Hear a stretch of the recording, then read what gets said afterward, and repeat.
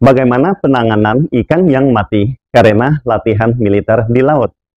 Setiap latihan militer di laut, dentuman senjata panas telah menjadi simfoni di lautan. Ini bukan hanya tentang kekuatan militer, tetapi juga hasil dari perpaduan teknologi dan perang. Namun, ketika kita terpesona dengan kekuatan militer yang hebat, sebuah masalah yang tampaknya tidak terkait dengan perang telah menarik perhatian luas, yaitu latihan di laut mungkin tidak membahayakan manusia, tetapi sangat berdampak pada ekologi laut. Satu peluru dari angkatan laut modern dapat menyebabkan ribuan ikan mati. Pertanyaannya, bagaimana penanganan ikan-ikan yang mati karena latihan militer? Apakah dikonsumsi atau menjualnya kepada nelayan? Berapa banyak ikan yang bisa mati dalam satu latihan militer? Bentuk latihan militer sangatlah bervariasi. Tidak hanya mencakup daratan, tetapi juga laut dan udara. Dengan berbagai skala latihan yang terus bermunculan. Gelombang suara dan kebisingan yang dihasilkan oleh latihan militer dapat mengganggu kehidupan normal ikan. Selain itu, ledakan rudal yang sangat kuat dapat membentuk gelombang kejut besar di lautan. Seiring dengan peningkatan kecepatan, energi dari gelombang kejut tersebut juga akan meningkat. Akibatnya, hal ini menyebabkan dampak yang merusak bagi kelompok ikan yang hidup di dasar laut. Menurut data Organisasi Perlindungan Hewan Laut Amerika Serikat, latihan militer berskala besar dapat menyebabkan kematian hampir 15.000 mamalia laut, 1 juta ikan laut, dan berbagai hewan moluska, serta lebih dari 5.000 kematian ikan berukuran sedang.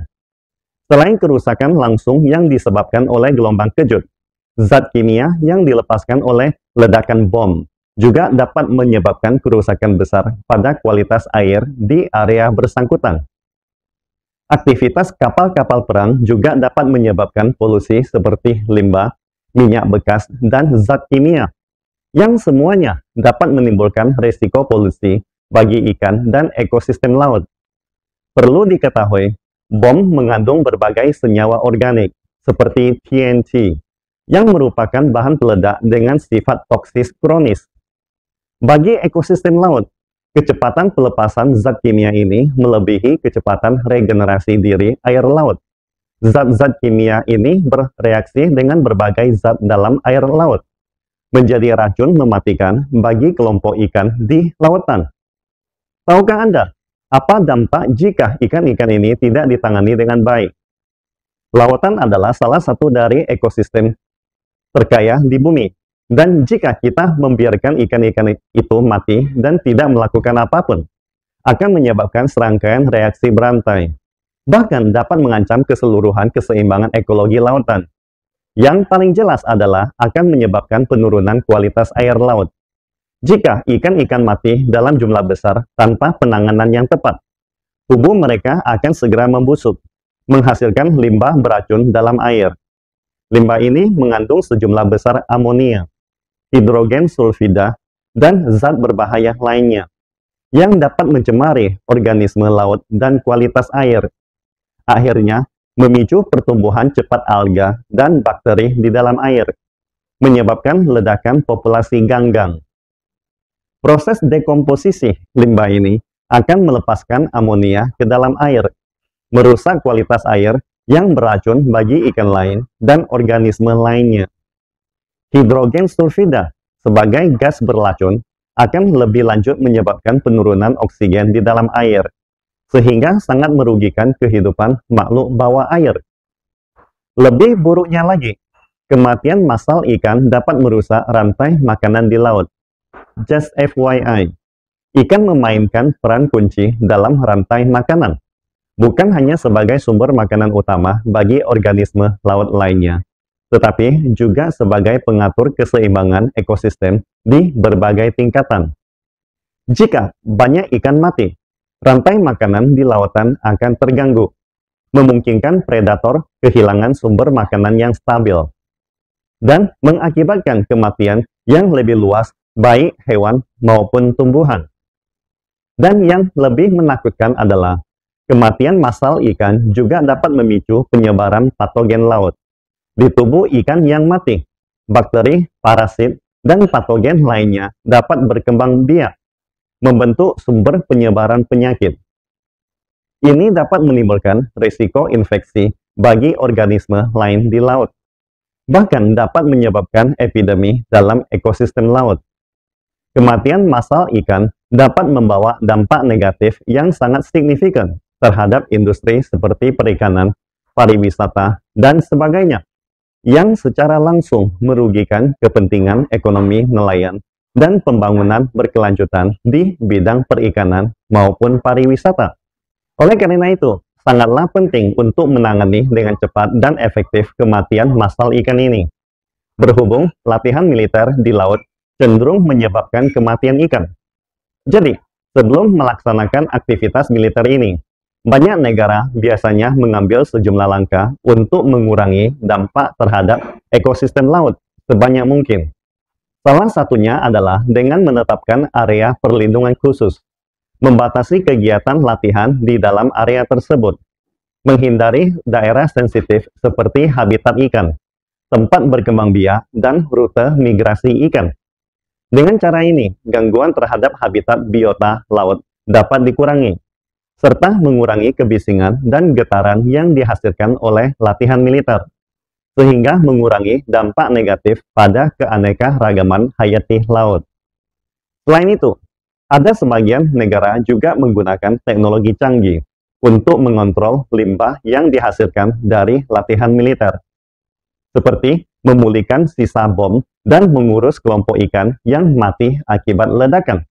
Ketika Amerika Serikat menghadapi kematian massal ikan akibat latihan militer mereka di laut, mereka menggunakan pendekatan unik, yaitu mengumpulkan ikan yang mati akibat ledakan, kemudian mengirimnya ke daratan. Dengan bantuan koki yang terampil, ikan-ikan ini kemudian diolah menjadi makanan lezat bagi prajurit yang berpartisipasi dalam latihan militer, memberikan nutrisi tambahan bagi mereka. Pendekatan semacam ini memiliki dua manfaat sekaligus. Tidak hanya ikan yang mati diatur secara teratur dan diolah dengan baik menjadi sumber makanan, tetapi juga mencegah pelepasan zat berbahaya saat ikan-ikan itu membusuk di laut.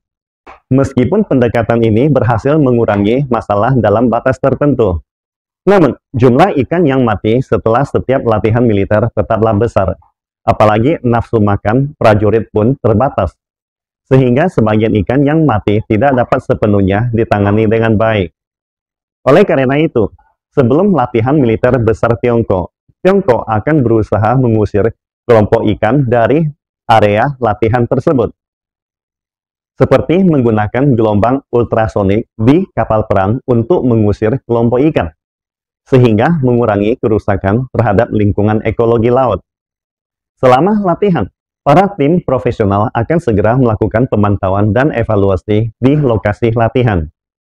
Para pakar militer akan mengambil sampel dan menganalisis ikan mati secara detail, mencatat dan menganalisis jumlah, jenis, dan penyebab kematian ikan secara ilmiah untuk mendukung tindakan penanganan selanjutnya. Setelah itu, militer Tiongkok akan segera menghubungi pihak berwenang setempat, seperti pihak perikanan dan lingkungan, untuk mengangkut ikan-ikan mati ke lokasi yang tepat dan mengolahnya dengan cara yang tepat, seperti penguburan, pembakaran, atau sterilisasi suhu tinggi, untuk mencegah lebih banyak pencemaran dan kerusakan pada ekosistem laut. Setelah diperiksa oleh pakar dan peralatan khusus, jika ikan yang mati tidak mengandung bahan kimia berbahaya dan jumlahnya banyak, namun aman untuk dikonsumsi, maka pihak bersangkutan melalui pemerintah setempat mendistribusikannya kepada nelayan di sekitarnya, atau diolah oleh koki untuk memberi makan personel yang berpartisipasi dalam latihan militer, mengoptimalkan pemanfaatan ikan-ikan tersebut. Latihan militer adalah bagian penting dalam meningkatkan kekuatan komprehensif suatu negara. Namun, ada kontradiksi antara latihan militer dan perlindungan lingkungan. Kedua hal ini mungkin sulit untuk diselaraskan.